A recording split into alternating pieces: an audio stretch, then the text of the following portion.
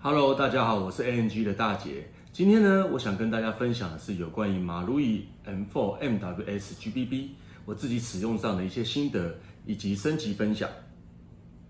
我们之前有拍过关于马路易 M4 MWS GBB 的影片，获得许多玩家的回响。当时在完全原厂的设定状态下，弹夹的最低工作温度就已经能够达到-4度。这样的表现也难怪有许多玩家大力推崇。不过我在几个月玩下来之后，有发现一些小状况，在此提出供大家参考。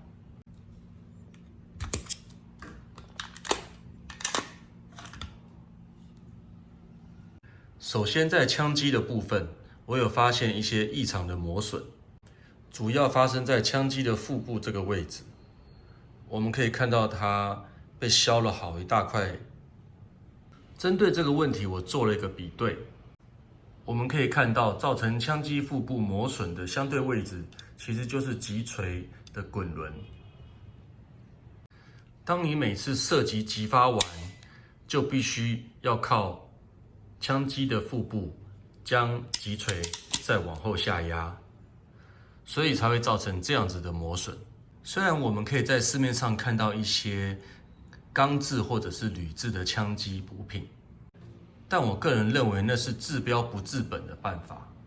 因为当你把枪机的材质变硬之后，接下来受伤的就会变成是击锤本身。如果索性将击锤也换成钢制品，那就会变成两败俱伤的局面。为此，我请人帮我打样较软的击锤弹簧来做测试，它大约是原厂的一半的弹力。当击锤弹簧换成较软的情况下，相对枪机要把击锤往下压就变得轻松许多。如此一来，也可减少原厂枪机的磨耗。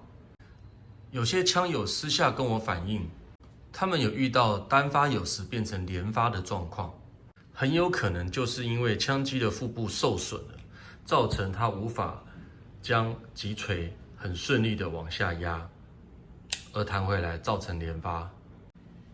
另外，由于日本法规的限制，所以原厂在飞镖的设计上特别的缩小它的流量，而造成低出速。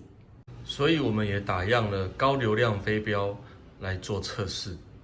依据我以往的经验，当击锤簧变软的时候，其实原厂的气阀是敲不下去的，所以我们一样也会更换高效能气阀来做测试。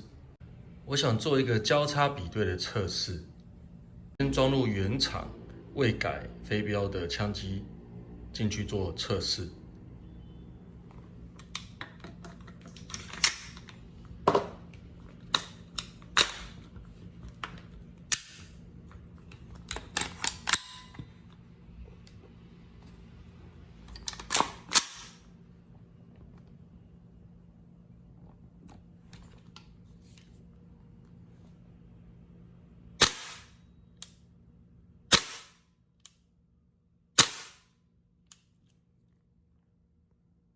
我们用已经换好飞镖的枪机来做测试。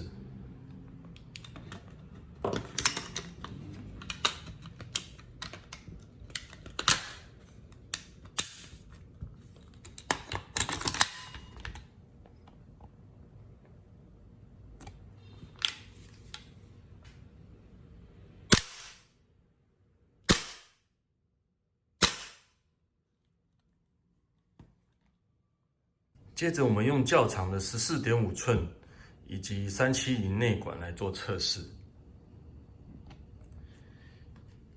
一样先装入原厂的枪机以及原厂飞镖。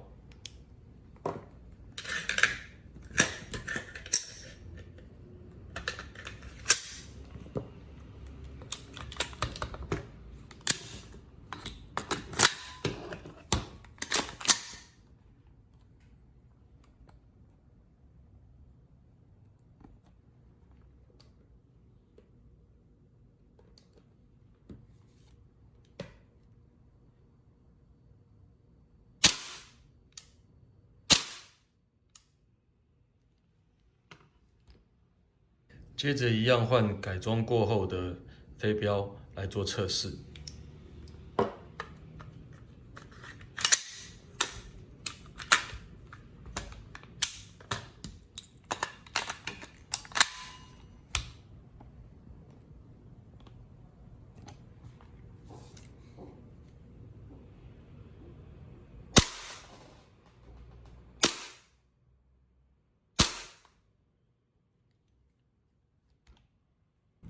接着我们做30发的初速测试，打之前弹夹的温度。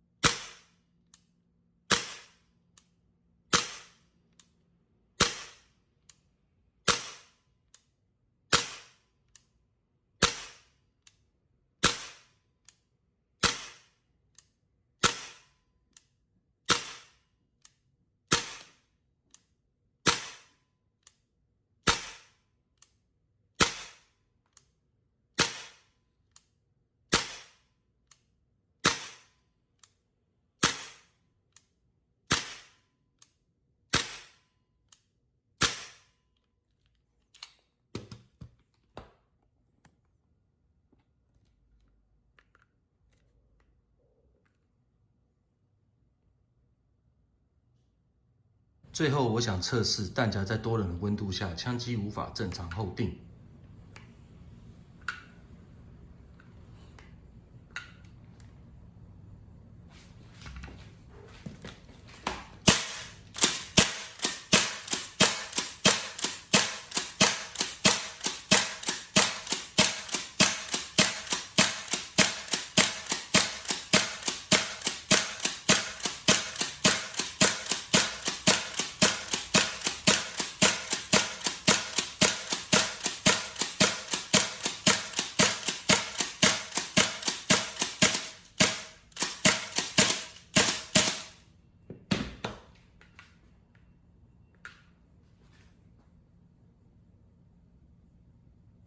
经过刚刚的测试，我们可以发现到这把马路易 MWS 的体质真的是太棒了。